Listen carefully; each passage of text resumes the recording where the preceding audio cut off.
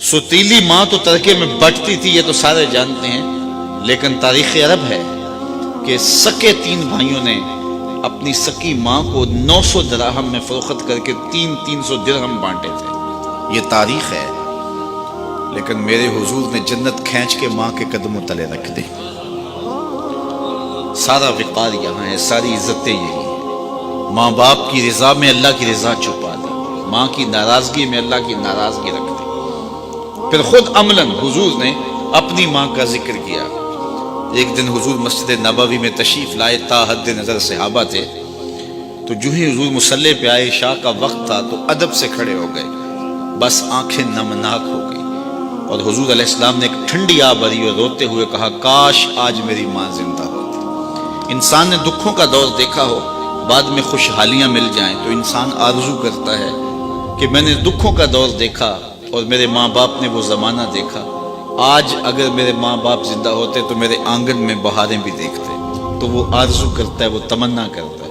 تو حضور جب پیدا ہوئے تھے تو باپ کا سایہ سر پہ نہیں تھا، 6 سال کی عمر تھی، ابوا کی ریت کے ٹیلے تھے۔ سید آمنہ کو سخت بخار ہو گیا، ام ایمن کو بلا کے کہا، میرے اس بیٹے کو بحفاظت امیر قریش عبد المطلب تک پہنچا دینا، مجھے لگتا ہے میرا بخار جان لیوا ثابت ہوگا۔ پھر حضور سے کچھ باتیں کرنا چاہیے، لیکن ضبط کے بندھن ٹوٹ گئے۔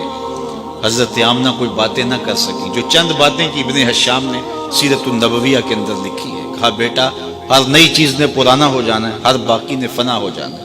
میں بھی جا رہی ہوں، وذکرہ باق وبلد تو توہرا، لیکن میرا ذکر نہیں مٹے گا، اس لیے کہ تیرے جیسا ستھرا بیٹا چھوڑ کے جا رہی ہوں۔ جن ماؤں کے بیٹے اتنے اچھے ہوں، ان ماؤں کا ذکر نہیں مٹا کرتا۔ یہ آخری لفظ سیدہ آمنہ کے وصال ہو گیا۔ حضور ماں سے لپٹ گئے، امی آپ آگے بولتی نہیں، لیکن خاموش ہو گیا تھا چمن بولتا۔ پھر ماں کی وہیں تدفین کی اور پتھر کے چھوٹے چھوٹے ٹکڑے قبر پہ رکھے۔ تجھے کن پھولوں میں ہم کفن دیں، تو جدا ہی ایسے موسموں میں ہوا جب درختوں کے ہاتھ پھولوں سے خالی تھے۔ آج مدینے میں حضور کی ماں کا انتقال ہوتا، فرشتے جنت سے پھول لے کے آتے، کتنے صحابہ جنازے میں ہوتے، لیکن 6 سال کی عمر۔ خیر حضور مکے چلے گئے، پھر وقت گزرے، لیل و نہار کروٹیں بدلتے رہے، پھر طائف کے بازار بھی آئے، مکی کی گلیاں بھی آئیں، پھر آج حضور مدینے ہجرت کر کے آئے ہیں تو ادب کی آیتیں اتر گئی ہیں۔ خبردار، میرے نبی کی آواز سے آواز بھی اونچی نہ ہونے پائے۔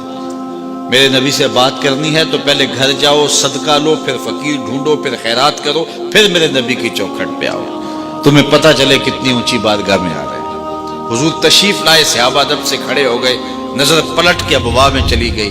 کہا، لو ادرکت والدی او احدہما، کاش آج میرے ماں باپ زندہ ہوتے، یا کم از کم میری ماں زندہ ہوتی۔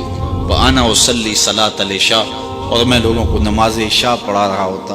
واقرأ فیہا بفاتحۃ الکتاب، اور اس میں سورہ فاتحہ کی تلاوت چل رہی ہوتی۔ پھر میری ماں کو میرے ساتھ کوئی کام یاد آ جاتا، دروازے پر آتی، چلمن سرکاتی اور میٹھے اور مد بھرے لہجے میں مجھے بیٹا کہہ کے آواز دیتی۔ فرمائے، لوگوں میں نماز چھوڑ کے پہلے ماں کی بات سن لیتا۔ کہاں ماں بکتی ہے، کہاں ماں کے قدموں تلے جنت بچھا دے۔ بہن کی آبرو نہیں تھی۔ حضور علیہ السلام حضرت شیمہ کے ساتھ جو پیار کی، انوکھی داستان رقم کی۔ جب ان کے قبیلے کے لوگ پکڑے گئے اور وہ حاضر خدمت ہوئی اپنے لوگوں کو چھڑانے کے لیے، تو حضور استقبال کے لیے کھڑے ہو گئے، اور پھر حضور نے چند گھوڑے اور چند جوڑے دیے اور پوچھا کہ کدھر آئی ہو؟ تو انہوں نے کہا کہ اس مقصد کے لیے آئی ہوں۔ تو فرمایا، تم نے ویسے پیغام بھیج دیا ہوتا۔ اللہ اکبر! تو یہ تھا حضور کا دیا ہوا دین۔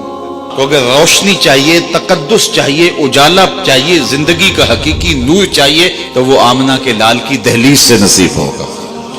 تو ہم خود آشنا بھی نہ ہوتے اگر ہمیں حضور کی دہلیز نصیب نہ